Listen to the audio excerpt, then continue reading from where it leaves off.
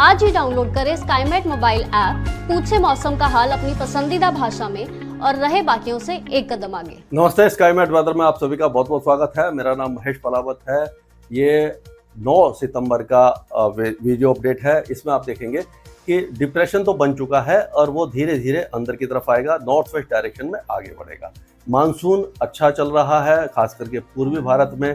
पूर्वी भारत की बात करें तो बिहार में नहीं है, पूर्वी उत्तर प्रदेश में नहीं है, पश्चिम बंगाल में भी नहीं है, लेकिन उड़ीसा के कुछ इलाके और जो आंध्र प्रदेश के उत्तरी इलाके, यहाँ पर अच्छी बारिश की गतिविधियां हो रही हैं। पूर्वोत्तर राज्यों में भी बारिश की गतिविधियां थोड़ी सी बढ़ी हैं और हिमाचल में भी अच्छी बारिश दिखाई दे रही है। मध्य प्रदेश में हल्की बारिश है, खंड वर्षा है। काफी दिनों के बाद वहां पर मतलब अब 3-4 दिनों से बहुत ज्यादा अच्छी बारिश नहीं हुई है, कहीं पर हो रही है, कहीं पर नहीं हो रही है। पूर्वी गुजरात और पूर्वी राजस्थान में भी खंड वर्षा ही दिखाई दे रही है। तो आगे मौसम कैसा रहेगा इसके बारे में थोड़ा डिस्कस करते हैं। तो अब क्या लग रहा है कि ये जो डिप्रेशन है, अगर इसको देखें हम, तो ये जो डिप्रेशन है यहाँ पर रहेगा, ये आगे इस तरह से बढ़ने वाला है। यहाँ पर डिप्रेशन है, ये आगे बढ़ेगा और हो सकता है कि यहाँ पर आते आते डीप डिप्रेशन बन जाए और ये यहीं तक पहुंचेगा, यानी कि मध्य प्रदेश के उत्तरी भागों या जो मध्य भाग तक ही पहुंच पाएगा। उसके आगे से क्या होगा कि यहाँ पर अभी तो साइक्लोनिक सर्कुलेशन बना हुआ है ये पाकिस्तान पर, लेकिन उसके बाद एंटी साइक्लोन बन जाएगा, 11 तारीख के आसपास बनेगा। पहले लग रहा था जल्दी बनेगा। तो ये जो है इस डिप्रेशन को, ये जो हवाएं हैं ये आगे नहीं आने देंगी। और एक जो यति जो साइक्लोन है जो वियतनाम के ऊपर बना हुआ है, वो धीरे धीरे आगे आएगा और वो क्योंकि जमीन के ऊपर आ जाएगा, यहाँ ये इधर से जब अंदर आएगा तो वो पहले डिप्रेशन बनेगा और फिर लो प्रेशर एरिया बनेगा और लो प्रेशर एरिया बनकर ही हो सकता है कि जो north west Bay of Bengal पर पहुंच जाए। तब तक ये आगे जा चुका होगा। तो 11-12 तारीख को अगर ये यहाँ पहुंचता भी है तो ये बहुत ज्यादा ताकतवर नहीं बनेगा, क्योंकि आप देखिए यहाँ पर इसको सी ट्रेवल यानी कि बहुत ज्यादा इसको मॉइस्चर नहीं मिलेगा। अगर यही जो लो प्रेशर एरिया अगर नीचे से आ रहा होता, यहाँ आ रहा होता और इस जगह पर बना होता, यानी कि नॉर्थ अंडमान सी या उसके आसपास बना होता, तो ये इसको इतना लंबा सी ट्रेवल जब मिलता 5-6 दिन का, तो ये साइक्लोन भी बन सकता था, डीप डिप्रेशन बन सकता था और भारत के पूर्वी तट पर खतरा पैदा कर सकता था। लेकिन गनीमत है कि ये ऊपर ही जाकर बनेगा, तो इसका असर बहुत ज्यादा दिखाई नहीं देने वाला है। तो एक तो ये हुआ, और ये जो डिप्रेशन है जैसे आगे बढ़ेगा वो तो है ही है। अब अगर हम पहाड़ों की बात करते हैं, पहाड़ों से शुरुआत करेंगे, तो पहाड़ों पर खास करके गिलगिट बाल्टिस्तान, मुजफ्फराबाद, लद्दाख, ये जो इलाके हैं लगभग सूखे रहेंगे, बहुत ही हल्की बारिश होगी। और उसी तरह से जम्मू कश्मीर में भी कोई वेदर एक्टिविटी की चांसेस नहीं है। लोकल वेदर एक्टिविटी कहीं हो गई तो हो गई, और कुल मिलाकर के संभावना काफी कम है। अगर हम हिमाचल प्रदेश की बात करें तो जो उत्तराखंड से लगा हुआ इलाका है, यहीं पर हल्की फुल्की बारिश रहेगी, बाकी इलाके सूखे रहने वाले हैं। धर्मशाला और उसके आसपास के इलाकों में बौछारें पड़ सकती हैं। उत्तराखंड में बारिश की गतिविधियां काफी अच्छी रहने वाली हैं, और वो भी लेकिन दक्षिणी उड़ीसा में। उत्तरी जो उत्तरकाशी है, रुद्रप्रयाग, चमोली, पिथौरागढ़, ये जो इलाके सूखे रहेंगे, लेकिन निचले इलाकों में बारिश अच्छी रहेगी।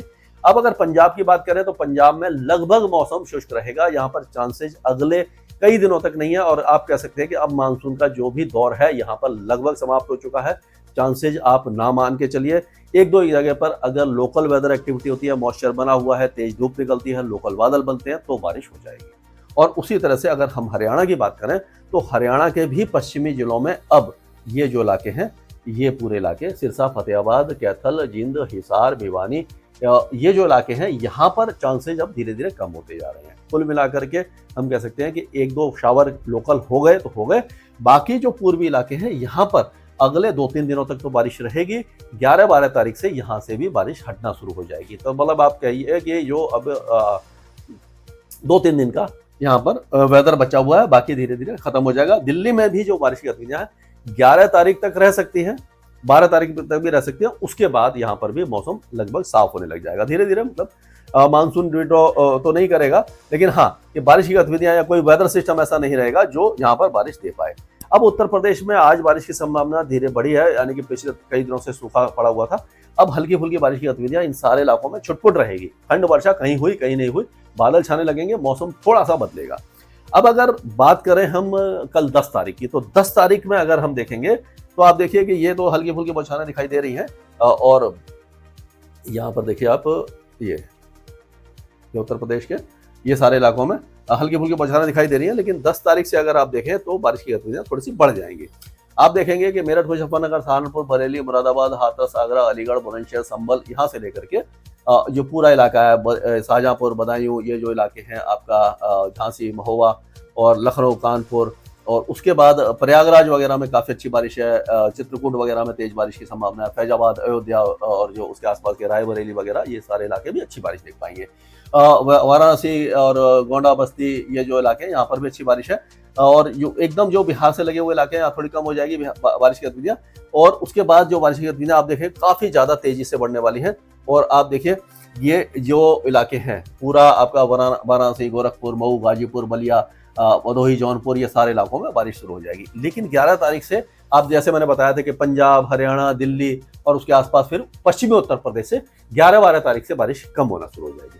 यानी कि 2-3 दिन की बारिश है, मतलब एक लास्ट स्पेल आप जो कह सकते हो वो दिखाई दे रहा है। और उसके बाद जो बिहार वगैरह में भी बहुत ज़्यादा बारिश की गतिविधियाँ नहीं है, हल्की फुल्की बारिश की गतिविधियाँ ही आपको दिखाई देने वाली हैं। तो ये एक अपडेट इस तरह का है। और अगर हम बिहार की बात करें तो बिहार में 10 तारीख को हो सकता है कि बक्सर, सारण और ये आपका ये रोहतास, भोजपुर, औरंगाबाद, अरवल, जहानाबाद, पटना, नालंदा, गया, नवादा, शेखपुरा, लखीसराय, बेगूसराय, मुंगेर, जमुई, बांका, भागलपुर, खगड़िया, यहाँ पर बारिश हो सकती है। बाकी इलाकों में बारिश कम रहेगी, यहाँ पर मॉडरेट शावर्स हो सकते हैं। झारखंड में हल्की से मध्यम बारिश की गतिविधियां जारी रहेंगी, बहुत ज़्यादा नहीं रहेगी, लेकिन मौसम पूरी तरह शुष्क भी नहीं रहेगा, तो यहाँ पर बारिश की गतिविधियां लगातार जारी रहने वाली हैं। गंगे पश्चिम बंगाल में हल्की फुल्की बौछारें अब दिखाई देंगी आपको, लेकिन बहुत ज़्यादा नहीं दिखाई देगी। और बाकी इलाकों में दिनाजपुर, कूच बिहार, दार्जिलिंग, कालिम्पोंग, यहाँ पर भी लाइट टू मॉडरेट रेन आपको दिखाई देने वाली है। अब अगर हम और बात करते हैं आपके पूर्वोत्तर राज्यों की, तो पूर्वोत्तर राज्यों में बहुत ज़्यादा हैवी रेन के चांस दिखाई नहीं दे रहे। नागालैंड में कुछ बारिश होगी, पूर्वी असम, अरुणाचल प्रदेश में बारिश की गतिविधियां रहेंगी, बाकी इलाकों में छुटपुट बौछारें ही आपको दिखाई देने वाली हैं।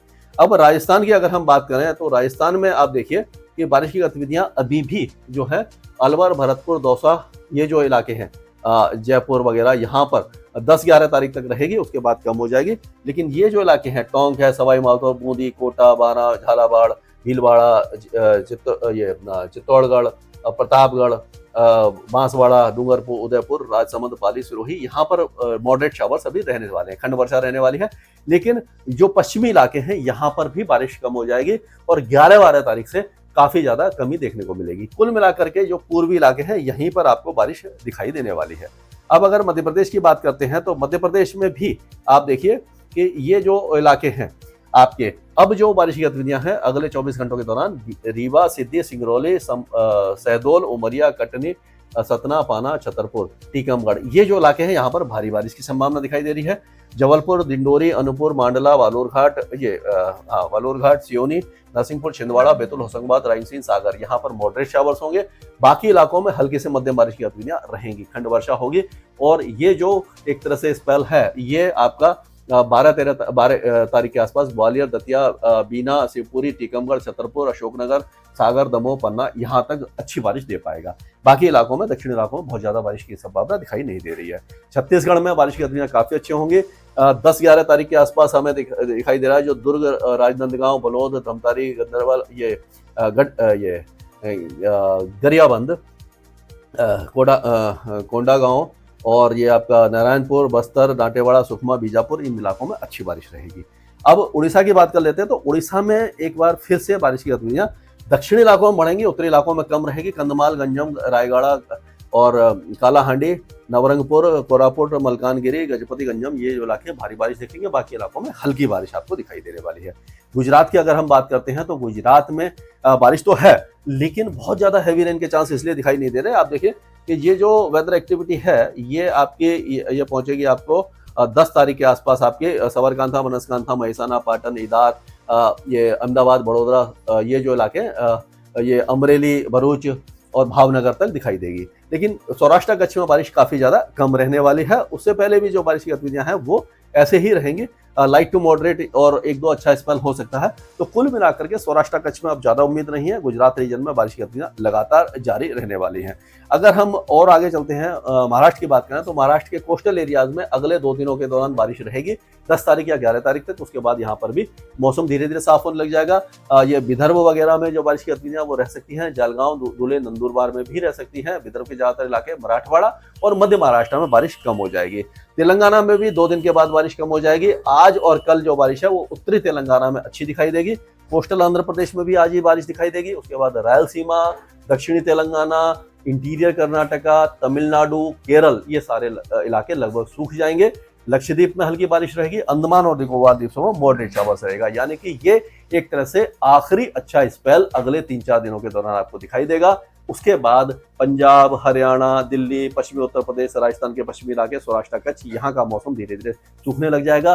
16-17 तारीख से मानसून की विड्रॉल की डेट ऐसा लग रहा है कि होगी, लेकिन इस पर हम नजर रखे रहेंगे। हो सकता है जैसे ये वेदर सिस्टम बीच में बन गया ऐसा कुछ बन जाए, लेकिन चांसेस कम दिखाई दे रहे हैं। इसके बारे में अब मैं आपको अपडेट देता रहूंगा। स्काईमेट वेदर में अभी के लिए मौसम से जुड़ी सटीक जानकारी और खबरों के लिए हमारे YouTube चैनल को सब्सक्राइब करें और बेल आइकन दबाकर हर खबर पर रखें नजर।